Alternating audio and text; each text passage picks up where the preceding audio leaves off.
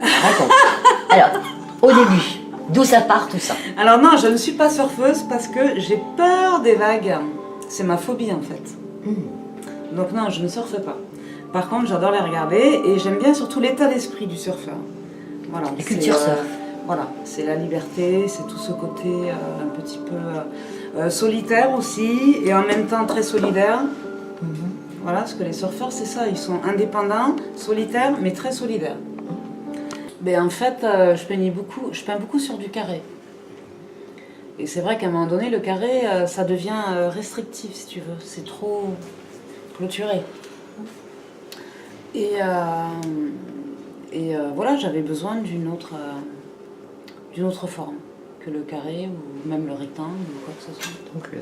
Donc au début, j'étais vraiment dans l'art brut. C'est-à-dire que je travaillais le béton, la pâte à bois, j'étais dans la matière, mais vraiment tout ce côté brut du visage. Alors c'est dommage parce que j'en ai pas là. Je les ai tous à la maison, j'en ai gardé quelques-uns. J'en ai brûlé beaucoup. J'en ai brûlé énormément.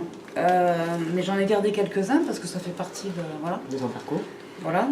Et j'ai envie que mes enfants puissent savoir un petit peu. Enfin, ils savent, de toute façon. Et donc, c'était très brut, donc sans couleur. J'étais axée sur la matière.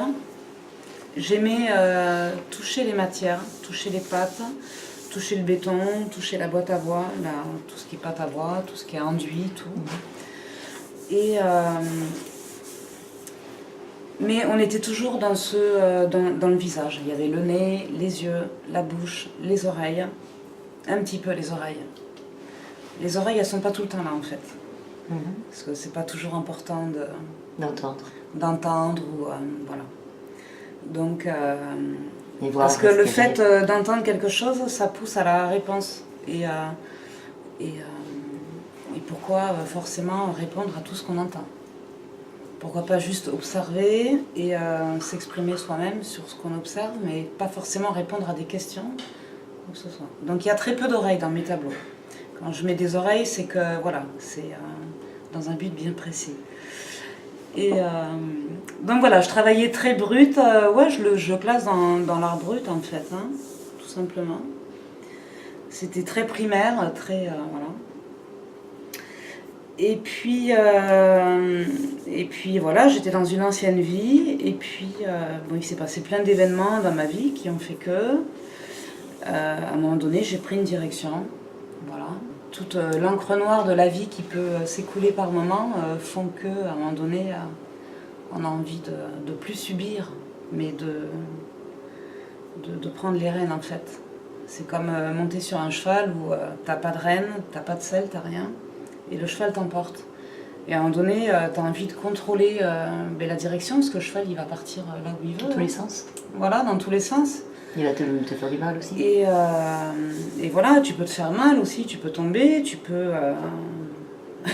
si tu traverses une forêt sauvage à fond à la caisse, tu te prends toutes les branches à la gueule. C'est une image, mais c'est à peu près ça. Voilà, et donc, à un moment donné, j'ai eu envie de prendre les rênes. Alors je parle de chevaux parce que j'en ai eu, voilà, j'en ai eu quelques-uns. Il y a un artiste qui m'a beaucoup influencée, alors pas dans la technique ni quoi que ce soit, mais dans toute la façon de voir la vie, ce petit côté un peu spirituel en même temps, et de révolte aussi, parce que j'étais un petit peu dans la révolte. En colère par rapport à différentes choses. Voilà. Et la couleur est arrivée. Voilà. La couleur est arrivée. C'est-à-dire que j'ai mis de côté l'art brut parce que ça rentrait plus dans mon... l'art brut ne me correspondait plus en fait. Et puis j'ai eu ma phase à encre pastel aussi. Oui. Voilà. Et par contre, je montrais rien. Voilà. Je cachais ma peinture. Je cachais tout. C'est-à-dire j'ai peint pendant des années sans exposer, sans la montrer. Et c'est ça, oui. Voilà. Et parce que c'était un chemin que je venais prendre et tu t'affirmes là-dessus, oui. Et donc, j'étais jamais prête parce que chaque matin, quand je me levais, c'était... Voilà. Tu évolues tout le temps encore. Et pim, et pam, et encore ça, et oui, et ça, et ça, et ça. Je faisais un tableau, j'en avais déjà 10 dans la tête. Bon, c'est encore le cas maintenant, effectivement. Mais... Alors, au début, j'ai traité l'huile à un moment donné, à une période. Et l'huile, voilà, j'avais un petit peu de mal parce que ça allait pas assez vite. L'huile, voilà. Dans l'urgence. Il faut être patient, ça prend du temps parce que c'est long à sécher.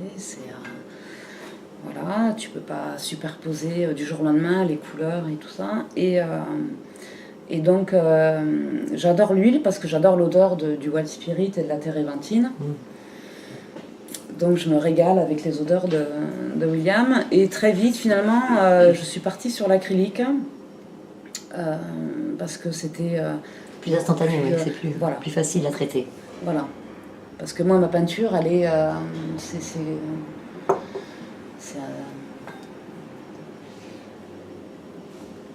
c'est des jets.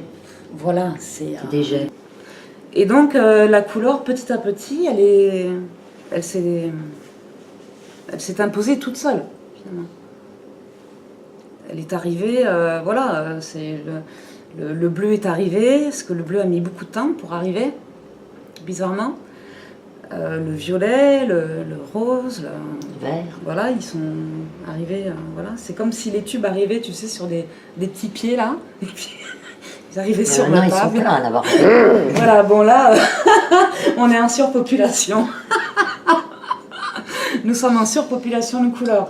Mais j'en ai jamais assez. Quand je rentre dans un magasin de peinture, même si je ne vais pas en avoir l'utilité, je peux facilement acheter des tubes de peinture juste pour le plaisir.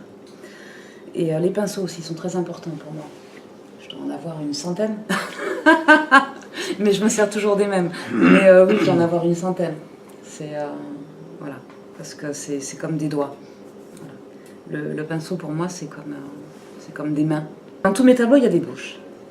Déjà. Et je me suis dit mais pourquoi pas m'accaparer la bouche de quelqu'un d'autre dans mon graphisme à moi. Faire un dialogue finalement. Voilà, c'est une communication. Oui. Exactement.